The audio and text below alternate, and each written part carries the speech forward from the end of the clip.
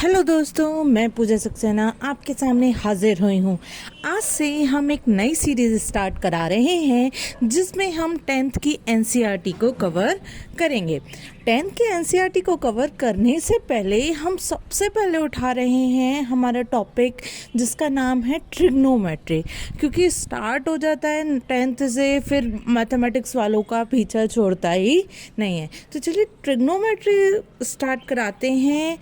ना केवल आगे के लिए बेनिफिशियल है फ्रेंड्स, ये हमारे लिए 10th के बोर्ड एग्ज़ाम में बहुत बहुत इम्पोर्टेंट है। चलिए देख लेते हैं है क्या ये ट्रिग्नोमेट्री। बहुत नाम सुना होगा ट्रिग्नोमेट्री। ज़रा इसको ब्रेक कर देते हैं। Tri plus gon plus metry, measurement of 3 angles with their sides. असल में है क्या, ये मैथमेटिक्स की एक ब्रांच है, branch of mathematics in which we deals with the relationship with the sides of the triangle with its angle.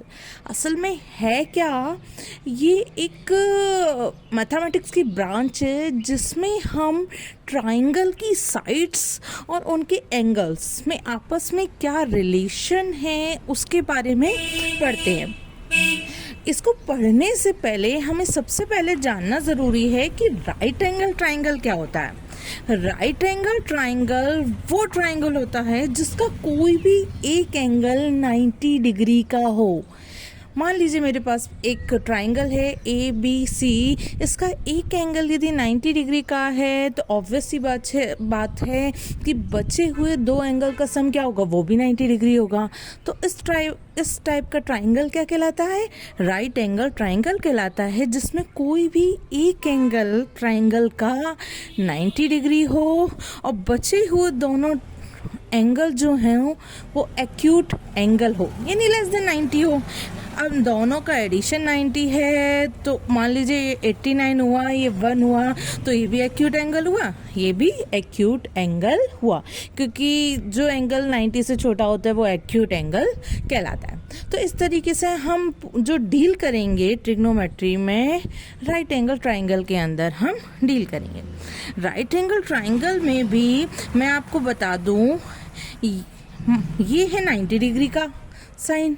मैंने एक ट्राइंगल ले लिया ABC in which B has 90 degree, जिसमें B क्या है, 90 डिग्री का एंगल है। तो एक एंगल में ले लिया मैंने θ1, एक एंगल ले लिया मैंने θ2। यदि मैं कहूँ कि मैं θ1 के बारे में बात कर रही हूँ, किसके बारे में, θ1 के बारे में, गौर फरमाइएगा, मुझे पूरी बात करनी है θ1 के बारे में।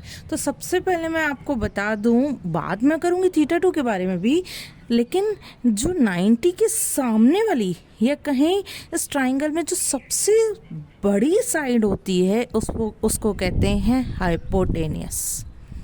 क्या कहते हैं, हाइपोटेनियस। अच्छा, अब ये तो सबसे बड़ी तो दिख रही थी, ये हो गई हाइपोटेनियस। अब यदि मुझे θ1 के बारे में बात करनी, किसके बारे में बात करनी, θ1। अब θ1 से जुड़ी हुई 2 साइडें हैं, एक तो है ये वाली, एक है ये वाली। हाइपोटेनियस को छोड़ के, यदि मैं इसके बारे में θ1 के बारे में बात कर रही हूँ, तो हाइपोटेनियस को छोड़ के जो दूसरी साइड होती है वो कहलाती है बेस। क्या कहलाती है, बेस। और कह सकते हैं कि जिस साइड के बारे में हमें बात करनी है उसकी जो सामने वाली साइड कहलाती है वो कहलाती है आपकी परपेंडिकुलर। क्या कहलाती है, आपकी परपेंडिकुलर। ठीक है। अच्छा, अब आप लोगों ने पढ़ा होगा साइन, कॉस, टैन, कोसेक, सेक, कॉट। एक्चुअल में है क्या, है कुछ नहीं, ये राइट एंगल ट्राइंगल की एक्यूट एंगल के रेस्पेक्ट में रेशियोज़ हैं। अब यदि मैं θ1 एक्यूट एंगल के रेस्पेक्ट में बात कर रही हूँ तो मैं क्या कहूँगी, मैं कहूँगी कि साइन θ1, यदि इसको मैं थीटा लूँगी तो थीटा कहूँगी, θ1 लिया है तो साइन θ1 क्या होता है, ये एक रेशियो होता है परपेंडिकुलर अपॉन हाइपोटेनियस का। किसका, परपेंडिकुलर अपॉन हाइपोटेनियस का। यदि मैं साइन के बाद आता है अगला कॉस, कॉस किसका रेशियो होता है, बेस अपॉन हाइपोटेनियस का, तो बेस अपॉन हाइपोटेनियस। फिर आता है हमारा टेन। टेन क्या होता है, टेन होता है परपेंडिकुलर अपॉन बेस का हाइपोटेनियस। तो ओवरऑल मैं कह सकती हूँ इसको ज़रा पी बी पी और H H B, H H B कैसे भी करके ये याद कर लीजिए, बात आपकी बन जाएगी। ठीक है। अच्छा, अब अगला आपने पढ़ा होगा कोसेक। कोसेक क्या होता है, कोसेक इसका रिवर्स होता है, तो मैं कहूँगी एच अपॉन पी। सेक होता है दोस्तों, ये मैं थीटा वन के बारे में बात कर रही हूँ, सेक होता है हमारा कॉस का रिवर्स, यानी देखिए इसका रिवर्स। बचा क्या ये वाला, तो कहूँगी एक होता है हमारा कॉट थीटा वन जो कि होता है टेन थीटा का रिवर्स, तो मैं कहूँगी बी अपॉन पी। ठीक है। इसके अलावा एक चीज़ और देखिए, साइन थीटा वन बराबर होता है one upon cosec theta one.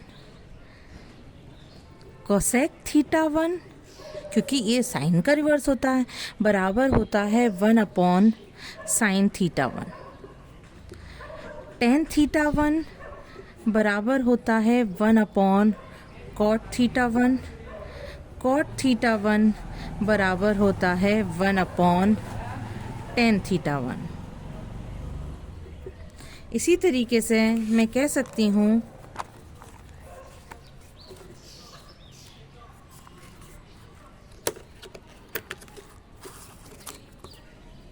क्या कह सकती हूँ, सेक थीटा वन बराबर होता है one upon cos theta one के, और कॉस थीटा वन बराबर होता है one upon sec theta one के। इस वाली वीडियो को कम से कम 2 टाइम्स प्ले करिए, समझिए, नोट करिए। और ये ट्रिग्नोमेट्री को चैप्टर को कराने से पहले मैं आपका ट्रिग्नोमेट्री का बेस बना रही हूँ, अच्छे से पढ़िए और इंतज़ार करिए मेरी अगली वीडियो का। चलिए फिर मिलेंगे।